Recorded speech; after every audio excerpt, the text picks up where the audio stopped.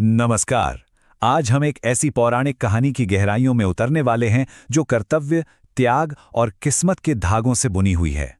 ये कहानी है दो भाइयों की, एक माँ के दिए हुए भयानक श्राप की और उस श्राप से बचने के लिए की गई एक असाधारण कोशिश की। तो चलिए शेष, वासुकी और काद्रू की इस अद्भुत गाथा को समझते हैं। तो कहानी हमें ले चलती है नागों के उस रहस्यमयी लोक में जहां शेष, वासुकी और उनके सौतेले भाई एक साथ रहा करते थे। ऊपर से देखने में तो सब कुछ बिल्कुल शांत लगता था, लेकिन इस शांति के पर्दे के पीछे एक बहुत बड़ा खतरा पल रहा था। एक ऐसा संकट जो उनके पूरे वंश को खत्म कर सकता था। जरा सोचिए उस डर को जो हर एक नाग के दिल में बैठ गया था। हम सब जलकर राख हो जाएंगे। ये कोई झूठा डर नहीं था, बल्कि एक कड़वी सच्चाई थी जिसका उन्हें सामना करना था। पर सवाल यह है कि ये संकट आया कहां से? किसने दिया था ये इतना भयंकर श्राप? इस आने वाली तबाही की जड़ में कोई बाहर का दुश्मन नहीं था, बल्कि एक श्राप था, और ये श्राप उनकी अपनी ही मां ने दिया था। जी हां, बिल्कुल सही सुना आपने। उनकी अपनी मां काद्रू ने गुस्से में आकर अपने ही बेटों को श्राप दे दिया था, और वजह सिर्फ इतनी सी थी कि उन्होंने उनकी बात नहीं मानी। सोचिए, एक छोटी सी नाफरमानी की कीमत थी पूरे वंश का विनाश। अब इस भयानक किस्मत के सामने दो अलग अलग रास्ते सामने आए, और यहीं से हमारी कहानी दो महान भाइयों पर फोकस करती है। तो पहले नायक थे शेष। अब देखिए, जहां बाकी सब नाग डर के मारे बाहर कोई ना कोई हल ढूंढ रहे थे, वहीं शेष ने एक एकदम ही अलग रास्ता चुना। एक ऐसा रास्ता जो बाहर की दुनिया से नहीं, बल्कि आत्मा की गहराइयों से होकर गुजरता था। शेष का मकसद दुनिया की परेशानियों से लड़ना नहीं था, बल्कि इन सबसे ऊपर उठना था। उनके मन में बस एक ही लगन थी, पुण्य, शांति और मोक्ष की। और ये खोज सिर्फ अपने लिए नहीं थी, बल्कि पूरी सृष्टि की भलाई के लिए थी। उनका मानना था कि असली हल बाहरी दुनिया की भाग-दौड़ में नहीं, बल्कि मन की शुद्धि और अंदर की शांति में है। और अपने इस लक्ष्य को पूरा करने के लिए उन्होंने कठोर तपस्या का रास्ता अपनाया। सब कुछ छोड़कर वो हिमालय चले गए और अपनी भक्ति में पूरी तरह डूब गए। उनकी तपस्या इतनी शक्तिशाली थी कि खुद सृष्टि के रचयिता ब्रह्मा जी को उनके सामने आना पड़ा। और सबसे कमाल की बात यह थी कि शेष ने अपने लिए या अपने परिवार के लिए कुछ भी नहीं मांगा, बल्कि उन्होंने एक बहुत बड़ी जिम्मेदारी स्वीकार की, इस पूरी पृथ्वी को अपनी शक्ति से संभाले रखने की। तो ये तो थी शेष की कहानी। अब आते हैं हमारे दूसरे हीरो वासुकी पर।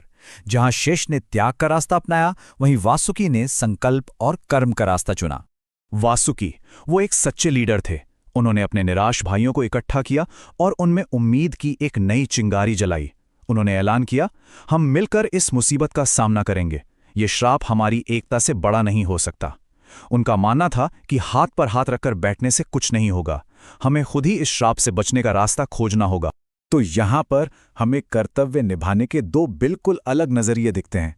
एक तरफ हैं शेष, जिनका रास्ता है त्याग का, तपस्या का, अपने मोक्ष का, और दूसरी तरफ है वासुकी, जिनका रास्ता है एक्शन का, प्लानिंग का और सबकी मुक्ति का।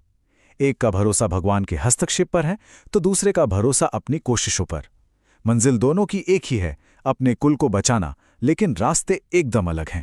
तो अब वासुकी और बाकी नागों के सामने सबसे बड़ा सवाल ये था कि इस भयानक श्राप का तोड़ क्या है? क्या किस्मत के इस खेल से बचने का कोई रास्ता है भी या नहीं? क्या उम्मीद की कोई किरण बची है? और ठीक उसी समय जब लग रहा था कि अब कोई उम्मीद नहीं बची है, तब सभा में एक बुजुर्ग और ज्ञानी नाग एलापत्र सामने आए। उनके पास कोई फौरन समाधान तो नहीं था, पर उनकी आंखों में एक उम्मीद थी, एक ऐसी उम्मीद जो एक पुरानी भविष्यवाणी में छिपी थी। और यहीं से कहानी में एक नया मोड़ आता है, उम्मीद का मोड़। एक ऐसी उम्मीद जो सिर्फ किस्मत के भरोसे नहीं थी, बल्कि एक सोची समझी योजना पर टिकी थी। एलापत्र ने वो भविष्यवाणी बताई जो खुद ब्रह्मा जी ने काद्रू के श्राप के वक्त की थी। उन्होंने कहा था कि भविष्य में एक महान संत जन्म लेंगे जिनका नाम होगा आस्तिक, और सिर्फ वही अपने धर्म और ज्ञान से नागों को इस महाविनाश से बचा सकते हैं। ये सुनते ही वासुकी को जैसे रास्ता मिल गया। अब उनके पास सिर्फ एक इरादा नहीं, एक पूरा प्लान था। उन्होंने तय किया कि वो अपनी बहन की शादी महान ऋषि जटाकारु से करवाएंगे, क्योंकि भविष्यवाणी के मुताबिक उन्हीं के बेटे आस्तिक नागों को बचाने वाले थे। ये धैर्य, दूर की सोच और सही रणनीति का एक अद्भुत मेल था। और आखिर में यही इस पूरी कहानी का सबसे गहरा संदेश है। एक तरफ शेष की निस्वार्थ भक्ति ने उन्हें एक महान कर्तव्य दिलाया, तो दूसरी तरफ वासुकी के साहस और कर्म ने उनके पूरे वंश को बचाने का रास्ता तैयार किया। ये कहानी हमें सिखाती है कि जब भक्ति, हिम्मत और सच्चाई एक साथ मिल जाते हैं तो सबसे बड़ी मुसीबत भी मुक्ति का दरवाजा बन जाती है। तो ये अद्भुत कथा हमें एक बहुत गहरे सवाल के साथ छोड़ जाती है। कर्तव्य निभाने के इन दो महान रास्तों में, शेष का त्याग और आत्मखोज का मार्ग और वासुकी का कर्म और नेतृत्व का मार्ग, क्या कोई एक दूसरे से बेहतर है, या फिर क्या सच्चा धर्म इन दोनों के बीच कहीं संतुलन बनाने में है? इस पर विचार जरूर कीजिएगा।